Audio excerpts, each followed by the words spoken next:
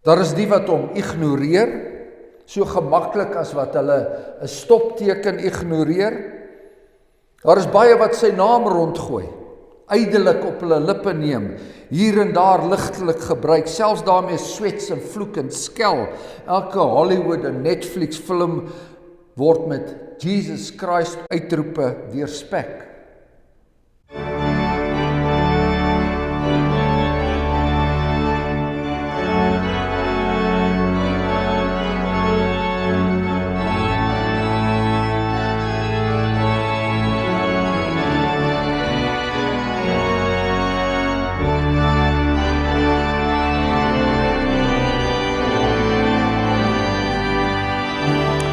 Kom ons bid saam. Driemaal heilige God, Vader, Seun en Heilige Gees. Ons dank U, Hemelse Vader, dat U ons dag aan dag oorlaai met ryke seëninge. Dit wat ons so onverdiend uit U Vaderhand ontvang en dit wat ons so onnadenkend dikwels geniet.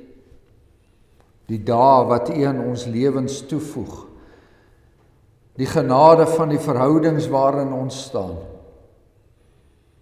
die voedsel wat ons mag geniet, wat ons warm en geborge in hierdie winter weer kan wees,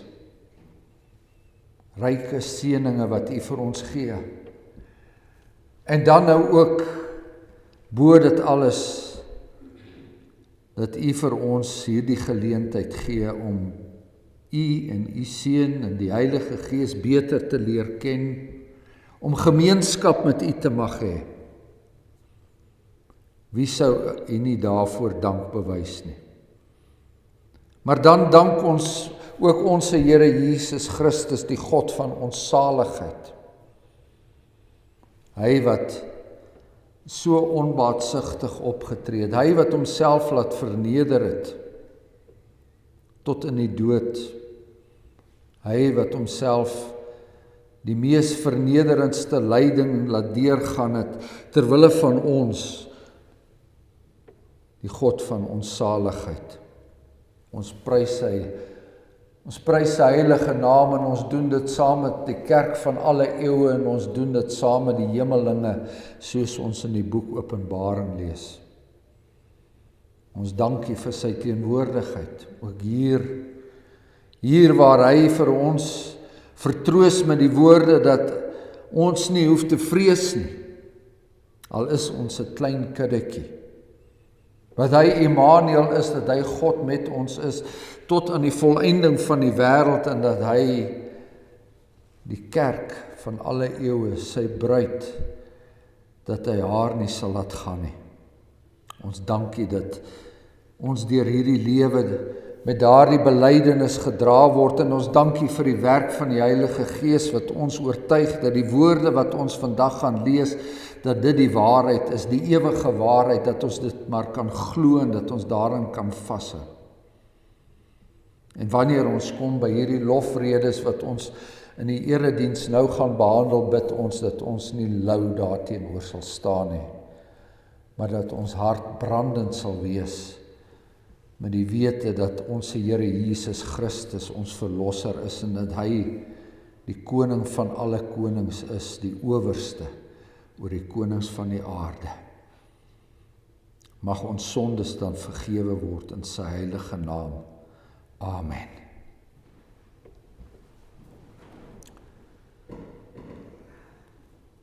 Ek hou twee gedeeltes aan die voor, albei uit die Nuwe Testament uit, die eerste een uit die Evangelie volgens Matteus, hoofstuk 16, die belydenis van Petrus, maar dan ook uit Efesiërs 1 uit sal ons ook lees. Nou die Here Jesus Christus het sy disippels na 'n afgesonderde plek geneem. Ons lees hier soos Caesarea Philippi. Ons lees in hoofstuk 16 vers 13 en toe Jesus in die streke van Caesarea Philippi kom, vra hy sy disippels en sê: "Wie sê die mense dat ek die seun van die mens is?" En hulle antwoord, sommige Johannes die Doper, en sommige Elia en ander Jeremia of een van die profete. Hy sê vir hulle, maar julle, wie sê julle is ek? En Simon Petrus antwoord en sê, U is die Christus, die Seun van die lewende God.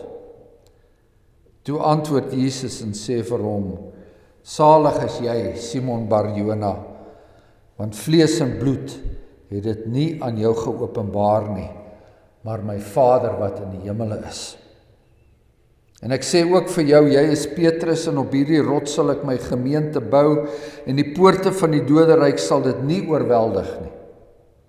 En ek sal jou die sleutels van die koninkryk van die hemele gee, en wat jy ook op die aarde mag bind, sal in die hemele gebonde wees, en wat jy ook op die aarde mag ontbind, sal in die hemel ontbonde wees. Daarop het hy sy disippels bevel gegee, dat hulle vir niemand moes sê dat hy Jesus die Christus is nie. Van toe af het Jesus begin om sy disippels te toon dat hy na Jerusalem moes gaan en veel van die ouderlinge, owerpriesters en skrifgeleerdes moes ly en gedood en op die 3de dag opgewek word. Ons lees tot sover uit hierdie gedeelte in Matteus 16. Kom ons blaai nou na die brief van die apostel Paulus aan die Efesiërs. Hierdie eerste hoofstuk is een lang lofrede en 'n mens moet jou inspann om dit in al sy grootheid en diepte te begryp en te herken vir wat dit is. So kom ons begin te lees in hoofstuk 1 vanaf die 3de vers.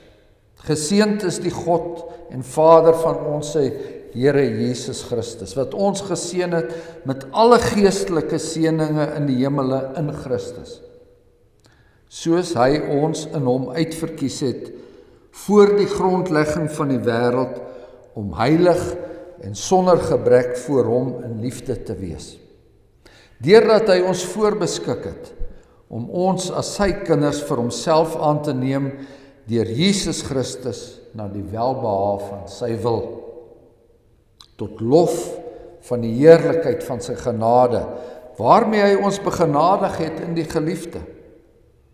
In hom het ons die verlossing deur sy bloed, die vergifnis van die misdade, na die rykdom van sy genade, wat hy oorvloedig aan ons bewys het in alle wysheid en verstand, deurdat hy aan ons die verborgenheid van sy wil bekend gemaak het, na die welbehae wat hy in homself voorgenem het, om die volheid van die tye te reël, met die doel om alle dinge wat in die hemel is, sowel as op die aarde is, onder een hoof in Christus te verenig.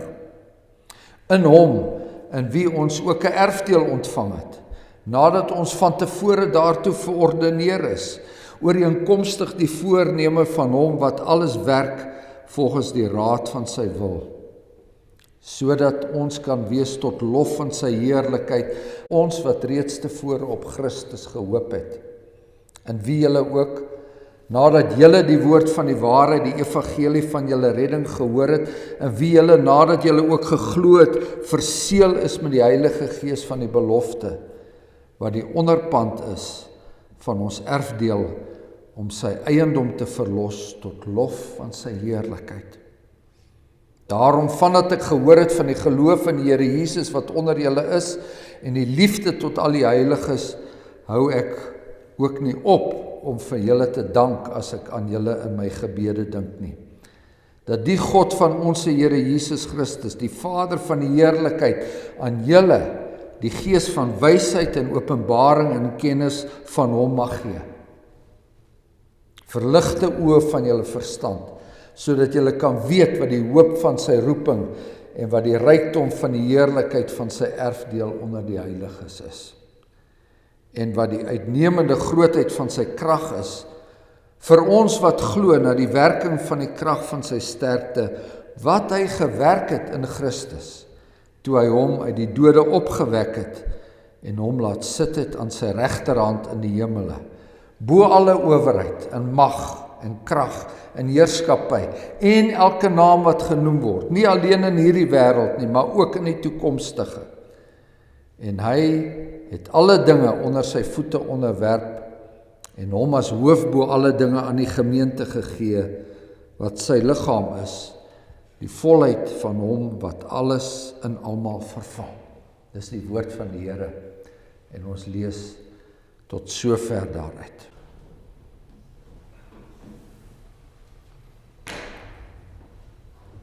Matteus 16 vers 15.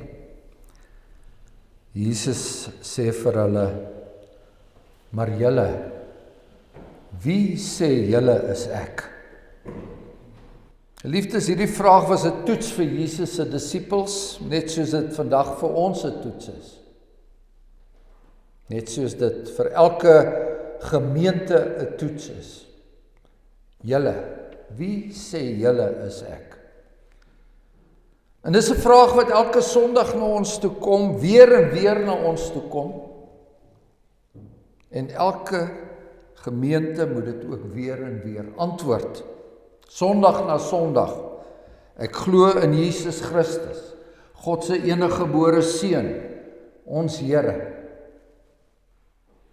Ons beweeg nou terug na daardie dag toe hierdie vraag die eerste keer gevra is. Daar in die streke van Caesarea Philippi. Dis die gebied verste noord in die Heilige Land, eintlik alreeds in die heidendom. Caesarea Philippi was volgens oorlewering die geboorteplek van die natuurgod Pan. Hy wat leer dat God in alles en in almal woon, soos baie vandag ook nog glo. Dis hier waar die disippels die vraag moet beantwoord aangaande die seun van die mens, soos Jesus homself noem. Die seun van die mens is 'n uitdrukking wat ons in die profesie van Daniël vind, want daar staan in hoofstuk 7, Daniël het naggesigte gesien en kyk, een het gekom met die wolke van die hemel, een het gekom soos die seun van die mens. En aan hom is gegee heerskappy en eer en koningskap. En al die volke en nasies en tale het hom vereer. Sy heerskappy is 'n ewige heerskappy. 'n Heerskappy wat nie sal vergaan nie. En sy koninkryk een wat nie vernietig sal word nie. Dis die Messias wat hier beskryf word, ongetwyfeld die Christus, maar hy kom as die seun van die mens, hy kom as 'n mensekind. Nederig, die seun van 'n timmerman, gebore in 'n stal. Die jakkalse het gate gehad en die voëls van die hemel het neste gehad, maar hier tussen die berge van Caesarea Philippi het die seun van die mens en sy disippels waarskynlik geen plek gehad om die hoof neer te lê nie. Wie sê die mense is hierdie onaansienlike mensekind? Hy wat soveel aandag trek. Dis die vraag. Hy wat deur die fariseërs gehaat word. Hy wat deur die Herodiane uit die weg gery moet word. Hy wat deur die Romeine geheel en al geïgnoreer word. En altou die eenvoudige skares agter hom aan om net nog 'n wondergenesing te ervaar, al trap die mense die stof tot snuif om sy preke te hoor, het daar sedert sy koms eintlik maar nog niks verander nie. Miskien is hy 'n profeet soos Elia, 'n profeet soos Jeremia. Miskien het Johannes die Doper uit die dood opgestaan. Hierdie mensekind doen wonderlike dinge. Hy spreek 'n waar woord. Hy kan dalk net een van die profete wees. Broeders en susters, vandag is die moontlikhede aangaande hierdie mensekind ontelbaar meer. Ook onder ons mense. Ook onder ons volksgenote, waarvan baie in sy naam gedoop is. Daar is die wat hom ignoreer, so gemaklik as wat hulle 'n stopteken ignoreer. Daar is baie wat sy naam rondgooi, ydelik op hulle lippe neem, hier en daar ligtelik gebruik, selfs daarmee swets en vloek en skel. Elke Hollywood en Netflix film word met Jesus Christ uitroepe deurspek.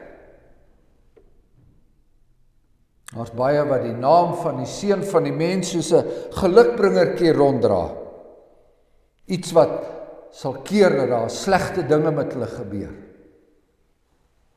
Die skare soek 'n liewe Jesus, een wat hulle eienaas beter sal soen.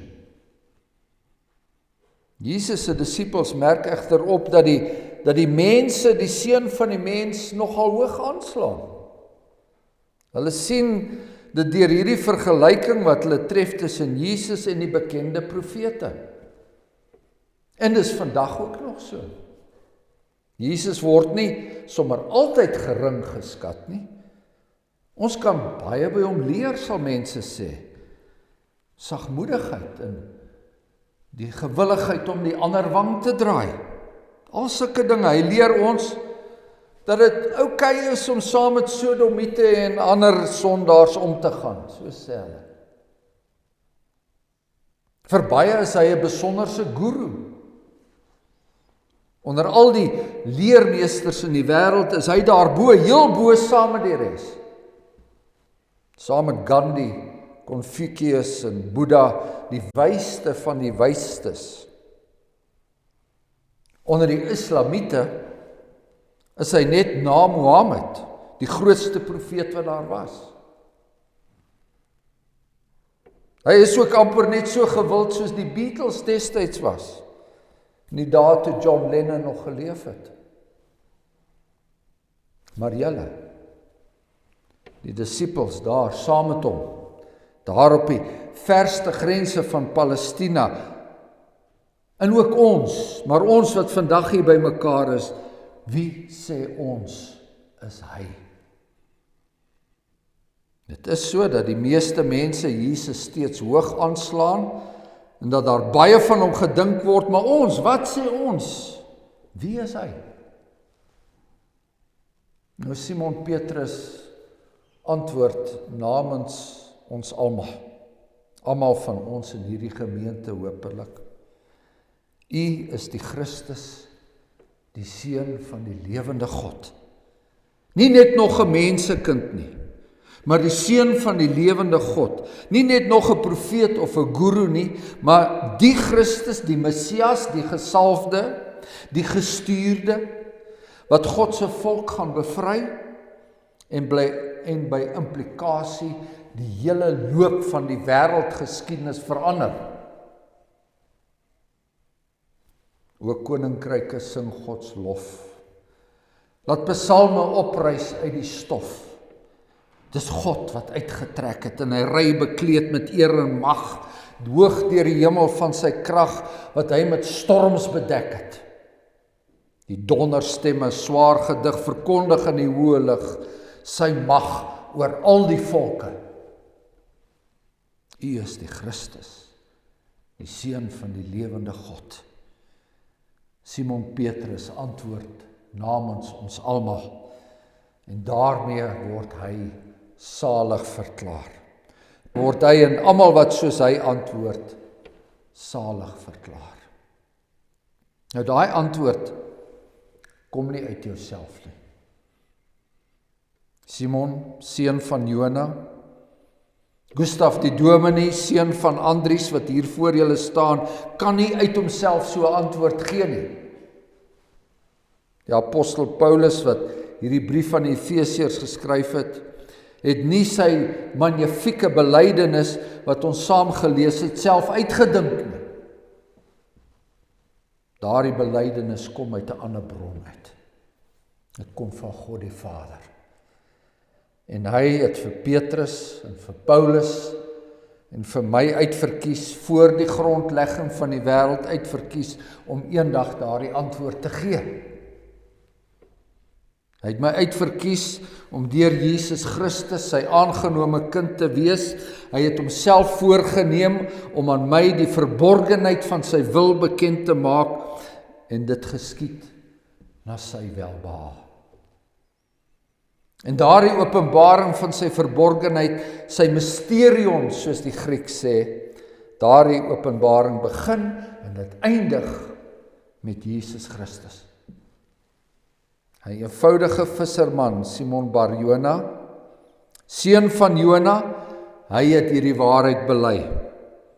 Dis hy wat as dit ware hierdie skat in die saailand ontdek het. Dis hy wat as dit ware die aar raak geboor het, die aar met die water van die ewige lewe.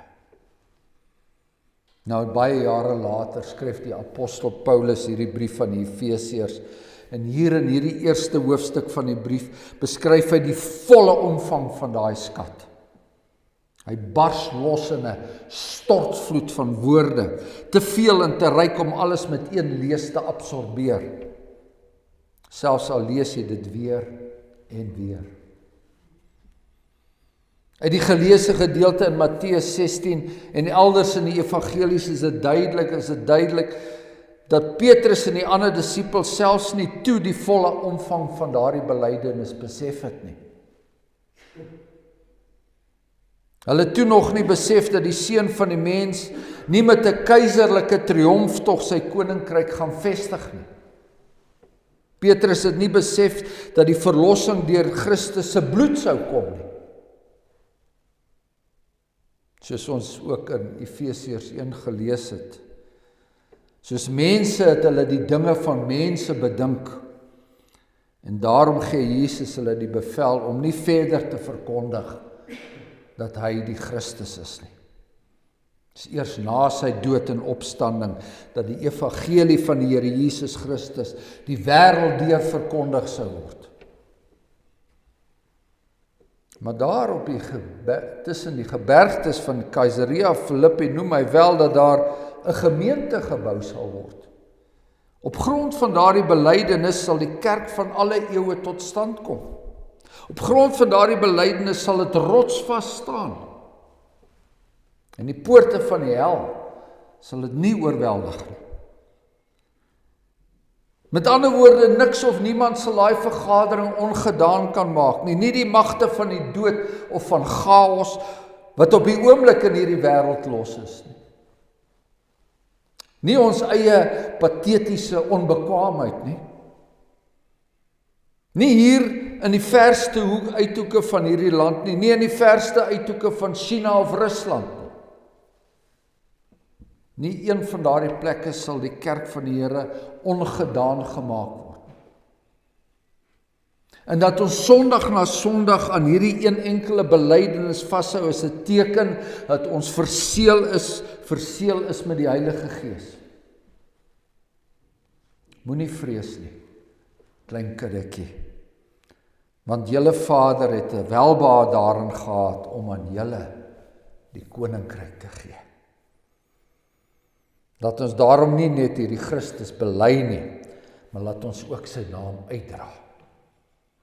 Ons doen dit tot lof van sy heerlikheid. 3 maal in hierdie geleesde gedeelte het ons dit gehoor. Deur herhaling word dit elke keer onderstreep tot lof van sy heerlikheid.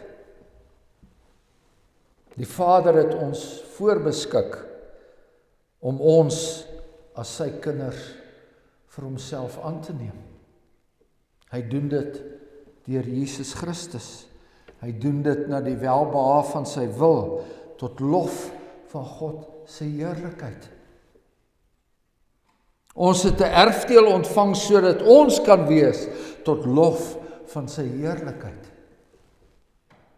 En dan ook vers 14. Ons is sy verloste eiendom tot lof van sy heerlikheid. Iemand het eendag 'n raakding gesê. Hy het die vraag gevra, wat moet 'n mens doen as die kerk besig is om uitmekaar te val? Dit kan 'n gemeente wees. Dit kan die hele kerkverband wees. Wat moet 'n mens doen as alles in 'n gemorstoestand is. En dan die verstommende eenvoudige antwoord: bedink groot dinge van God. Besing die lof van sy heerlikheid. Bedink die omvang van sy genade. Besing die majesteit van Jesus Christus. Bedink sy onpeilbare mag.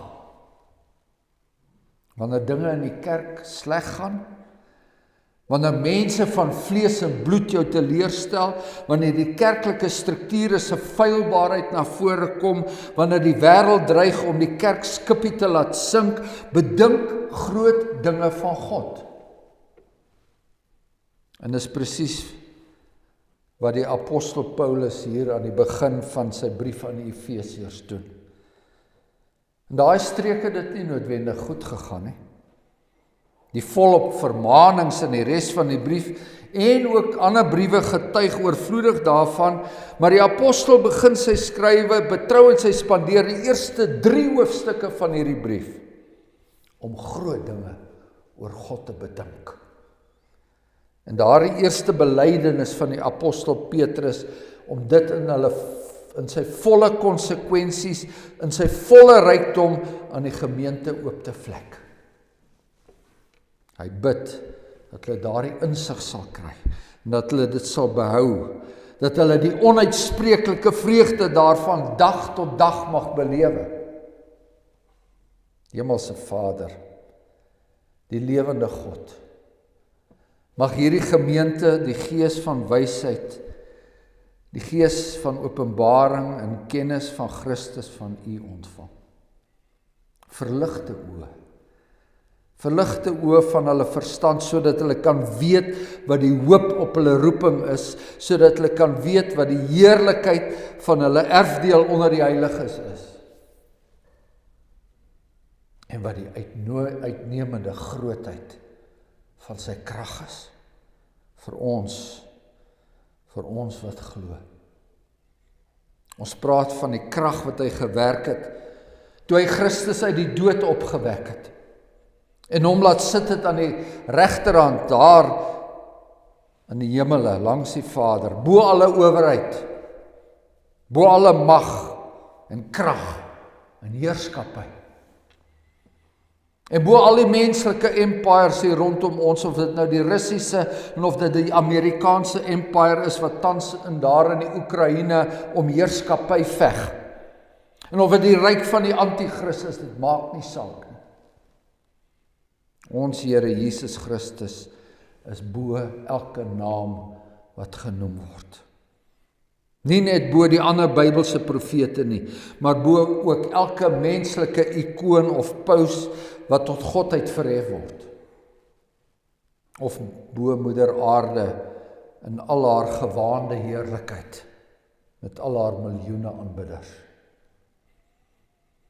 Die Vader het alle dinge onder die Christus se voete onderwerp, en hom as hoof bo alle dinge aan die gemeente gegee. Ja, ons het reg gehoor.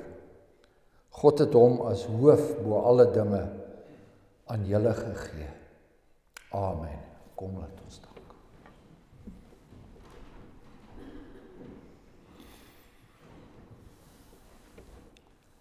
Genadige God, ons bid om vergifnis dat ons so dikwels klein dink van dit wat U deur U Seun Jesus Christus gedoen het. Ons bid dat U ons sal vergewe daar waar ons dit nie na waarde ag nie. Ons bid dat ons getrou sal wees aan dit wat ons hier leer van die apostels en die diensknegte deur die eeue, dat hulle standvastig gebly het in die naam wat hulle bely het. Maar nie net standvastig gebly het nie, maar ook daardie naam uitgedra het, onbeskaamd, in 'n verlore gaande wêreld, sodat elkeen wat uitverkies is, die woord mag glo. Sodat elkeen wat uitverkies is na U troon mag kom, om daar barmhartigheid en genade te verkry om op die regte tyd gehelp te word. En ons bid dit, Hemelse Vader, vir elkeen wat hierdie woord vandag hoor. Genade wat net kan kom van U af. U ken hulle omstandighede. U weet hoeveel redes daar is dat mense kleingelowig raak. Die golwe wat vir hulle te hoog is, dat hulle wil sink. Omstandighede wat hulle finansies betref, wat hierdie land betref. Ons bid dat U vir hulle sal versterk, dat hulle nie bevrees sal wees nie, maar met groot vrymoedigheid die naam van ons Here Jesus Christus sal verkondig. Amen.